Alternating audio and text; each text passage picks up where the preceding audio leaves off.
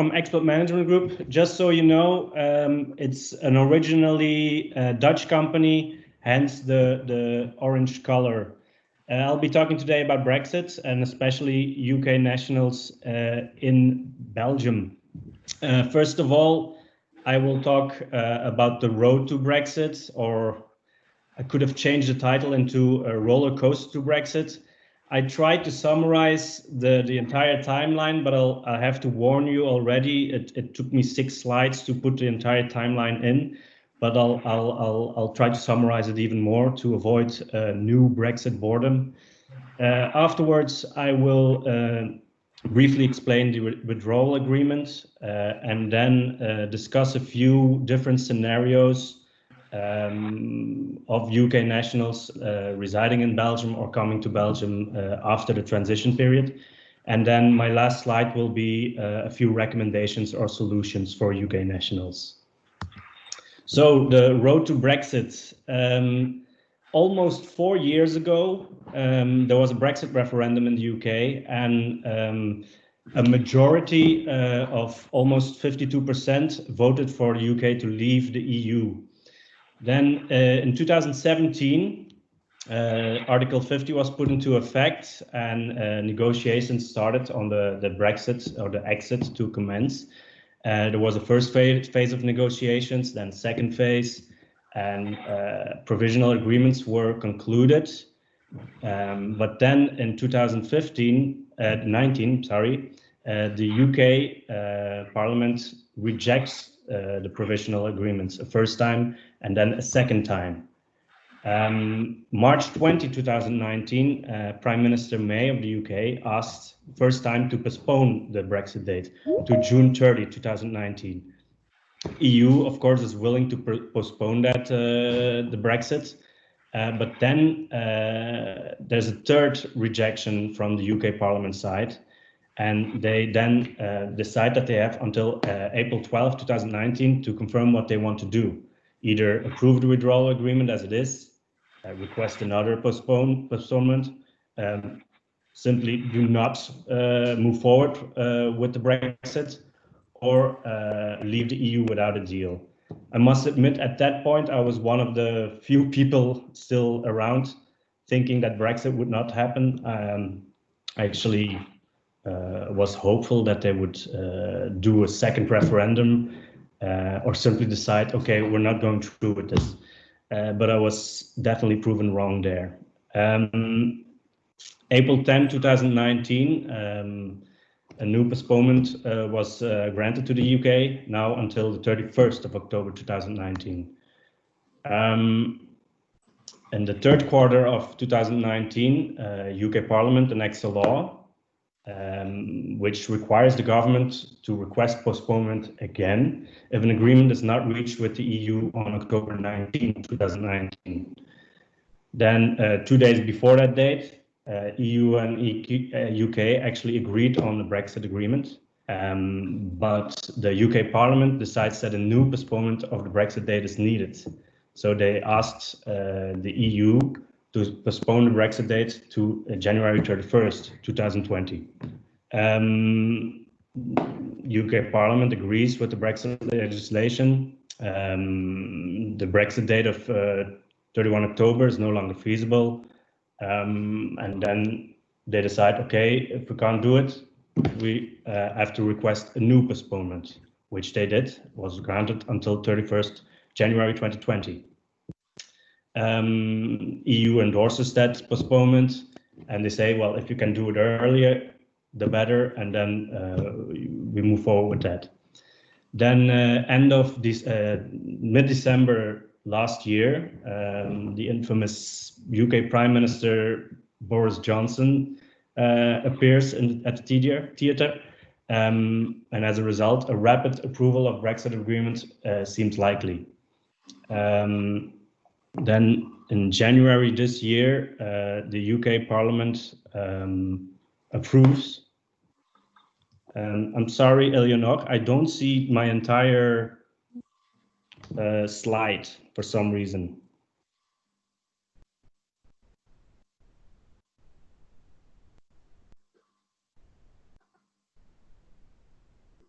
Sorry, everyone. It's all fine, Massimo. We can see your slides.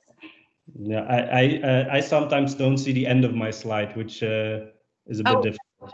Difficult for you. Sorry. So, on which screen are you? Are you on the screen of the conference or on the screen of your presentation? I shared the presentation through the conference.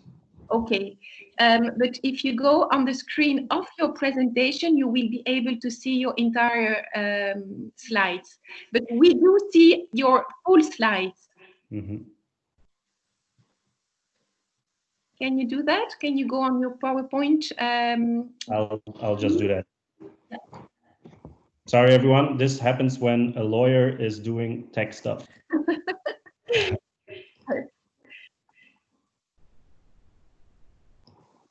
Okay, here we go. Yes. Great, perfect. Thank you, Massimo. So now, January 2020, so I said, the UK Parliament approves the withdrawal agreement that allows the UK to leave the EU on 31st January 2020. Do you see the second slide now? You can go ahead. Here you go. Yes. Oh, hold on. So we are here on your slide number 8. Sorry, I was too fast. Okay. So January 29, 2020, European Parliament approves the withdrawal agreement. Then 31st January 2020, UK decides we want to leave on the 31st of January 2020. So on February 1st, the transition period has officially commenced. This transition period lasts until the end of this year, but it can be extended by 1 or 2 years. Then, meanwhile, this is actually new information. On the 12th of June, so last week, the UK formally rejects the Brexit transition period extension, which means that 1st of January, 31st of January, 1st of January 2021, sorry, the withdrawal agreement will end, the transition period will cease to exist. They have been now, since the actual withdrawal, there have been negotiation rounds, and the 4th round of negotiations was on the 3rd, between the 3rd and the 5th of June. And as you may know, those negotiations aren't really moving along that well. So it's unclear what the new relationship will be as of 1st of January 2021. The idea is that there will be a new partnership agreement, provided that an actual agreement is reached, and it has to be ratified by the EU member states, European Parliament and UK Parliament. But at this moment, a lot of people worry that actually there will be no agreement at all, and it will be a hard Brexit with a no deal, actually. So it remains to be seen. We still have half a year. So maybe I'm, again, one of the people that's hopeful that the politicians will come to a solution, to an agreement, but let's wait and see. Then the withdrawal agreement, the actual withdrawal agreement, this sets out the conditions for the withdrawal of the UK from the EU. So the UK actually withdrew from the EU on 31st of January 2020. The withdrawal agreement, as I mentioned earlier, foresees a transition period until the end of this year. During this transition period, nearly everything stays the same for UK nationals in Belgium and the EU. So they will be able to continue to enjoy their free movement and residence rights. The second aim of this... Massimo, excuse me. On which slide are you now? We are still on the slide number 8. I'm sorry, I was... So which slide are you now? Because it looks like yes, it looks like we are still on the slide number 8. Okay, should I start over again? No, just okay. Now it's 9. I will let the slides go, the one after the other. So you're now on slide number 9. Is that true? Yes. Okay, good. Okay, go ahead. That's fine. You can move them. Yeah, I will do that. Okay. But you move them on your own screen, and I will move them for us. Okay. Thank you. Thank you. Again, my apologies. No worries. Go ahead, please. So the second aim of the withdrawal agreement is to safeguard after the transition period, so after the 31st of December 2020, the rights of UK nationals and their family members who are already lawfully residing in the EU in Belgium before the end of the transition period, which I will try to show when we're looking at the different scenarios. You can go to slide 10. Yeah. So the first scenario I want to discuss, it's the most straightforward one. UK nationals or their family members who want to come to Belgium during the transition phase, so before the 31st of December 2020. Pretty simple, same rules apply as before the withdrawal, nothing really changes.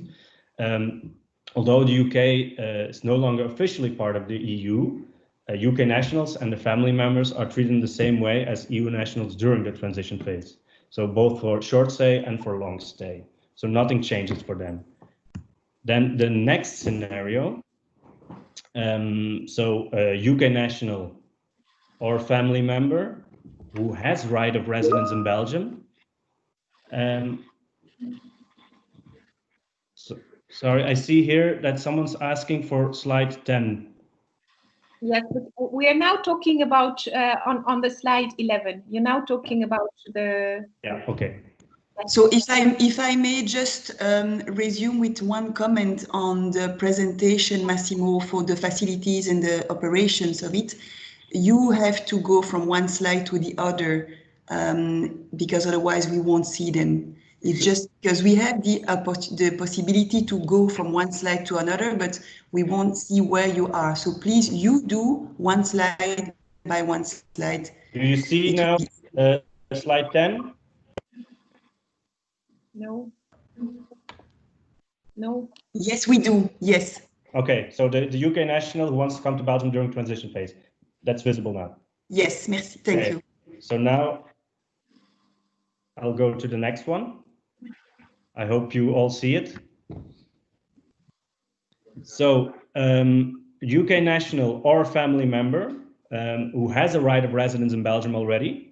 At the time of the withdrawal and before the end of this year, or who has come to Belgium and applied for a residence card before the end of this year.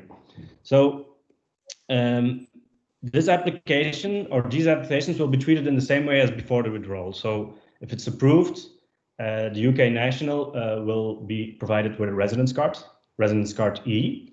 The non-EU family member of a UK national will get an F card.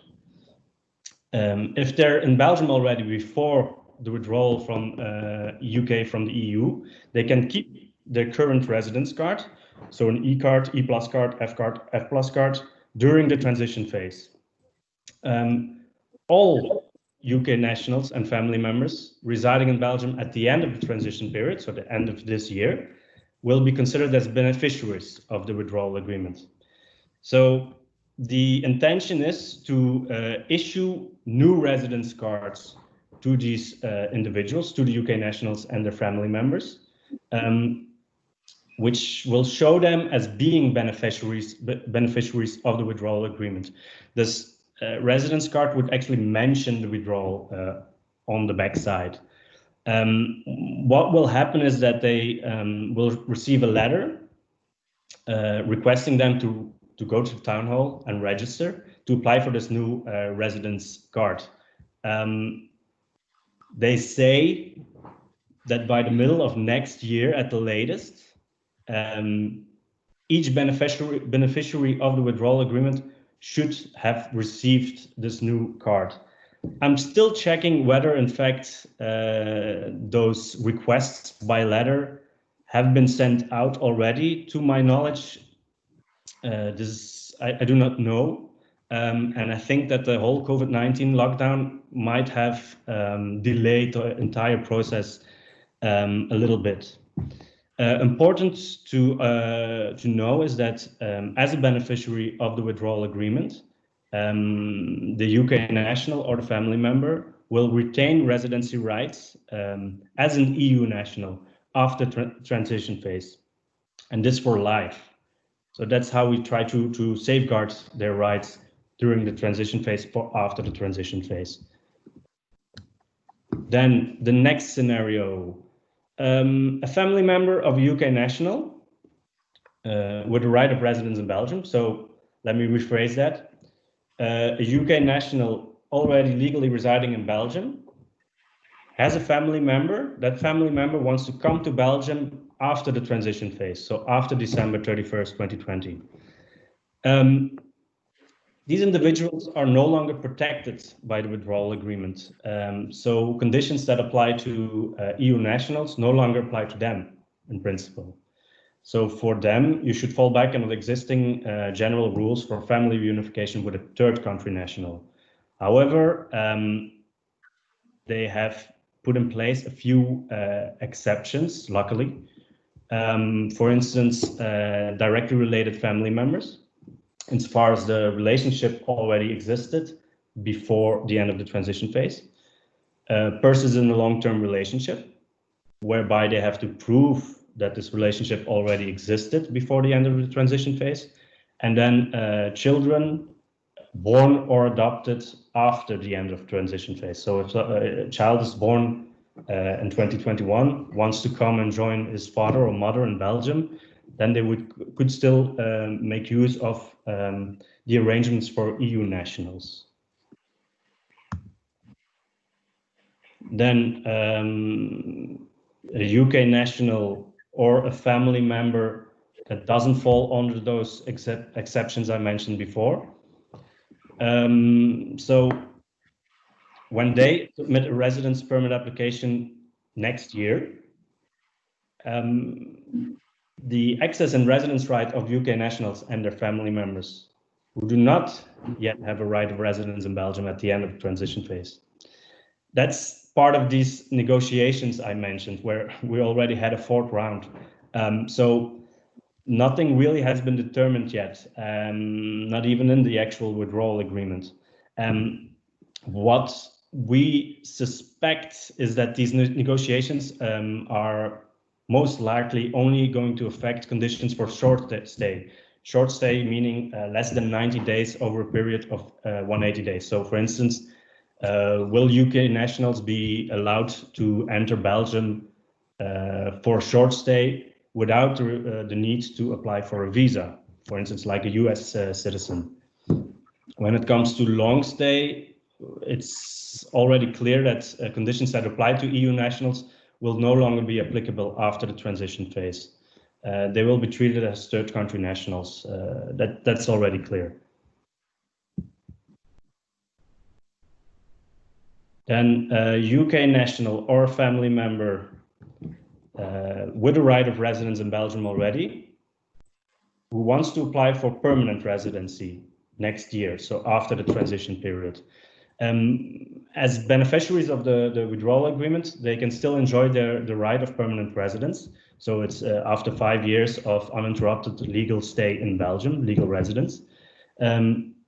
Periods of legal residence are the ones before and after the transition phase. So it's not as if you have to start counting from zero again after the 31st of December 2020. No, everything is counted together. Also, temporary absences have no influence on the acquisition of the permanent right of residence. Of course, we always have to look at a case-by-case status. How long have you been gone? If it's longer than 6 months, for instance, what were the reasons for your absence? absence, but in general, it has no influence. Then what I think is, one of the most interesting scenarios, because I've noticed that when talking to clients, that not everyone was aware of the requirements here. So it's the scenario of a UK frontier worker. So UK national working in Belgium, but living in the UK. The withdrawal agreement wants to safeguard UK frontier workers' rights in the EU. So if you're already active as a frontier worker in Belgium before the end of the transition period, they say that these individuals are exempt from any entry visa requirement, and they do not need work authorization after the transition period. Of course, it needs to be clear, or you need to be able to prove that you were a frontier worker in Belgium before the end of the transition period. And that's why, and it's actually general process anyway, it's required anyway for UK or any frontier worker. They should go to the town hall competent for their place of work. So for instance, if someone is working in Brussels, they should go to City Hall of Brussels, 1000 Brussels, and obtain an Annex 15, which there's the Annex 15 is issued for many different purposes, but one of those reasons is this person is a frontier worker, and then that Annex 15 covers their stay in Belgium. UK frontier workers coming to Belgium after the transition period will then be treated as third country nationals. So they will have to obtain work authorization on top of the Annex 15. I see here I mention, I didn't mention it, but for frontier workers, even long term, you don't need to obtain a single permit. So you need to obtain a work permit B, which is actually the old procedure. So if you send someone, UK national frontier worker, first obtain work permit B, and then go to the town hall, competent for the place of work, and obtain the Annex 15. And I'm quite confident that a lot of companies have UK frontier workers in Belgium who haven't even ever obtained that Annex 15. So definitely that's something to be aware of. Then recommendations. Of course, if you're a UK national in Belgium currently, it's not legally required. It was never legally required. But now with the whole Brexit actually moving along, they should go to the town hall and apply for an EU residence card, the E-card, as soon as possible. Non-EU family members of UK nationals should apply for the F-card as soon as possible. If conditions are met, they should apply for the E+ card, the F+ card. I noted it down again for frontier workers. If you're a frontier worker, UK frontier worker, currently working in Belgium, please go and collect the Annex 15. It's an additional proof that you're already working in Belgium as a frontier worker before the end of the transition period, which will then safeguard your rights after the transition period, meaning you don't have to obtain work authorization afterwards. I also put in something, it's something to be looked at because it's not entirely correct, but I still think that it could be possible because the I'm sorry?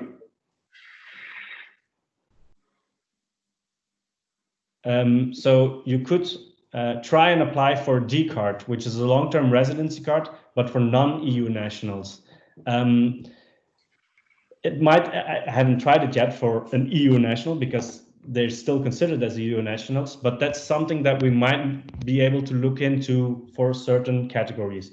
And the last recommendation, of course, is to apply for Belgian nationality when conditions are met, or Swiss or EEA nationality, because of course in that case you would be an EU national and not require work authorization or any specific other authorization. That's it. I apologize for the IT issues. I'm new to Teams, which clearly showed here, so apologies. Massimo, please do not apologize for that. Thank you very much for the clear presentation. We can train and improve on Teams, but the topic here was UK and Brexit, and that was very, very clearly covered. I would improve my IT skills as well in the near future. Those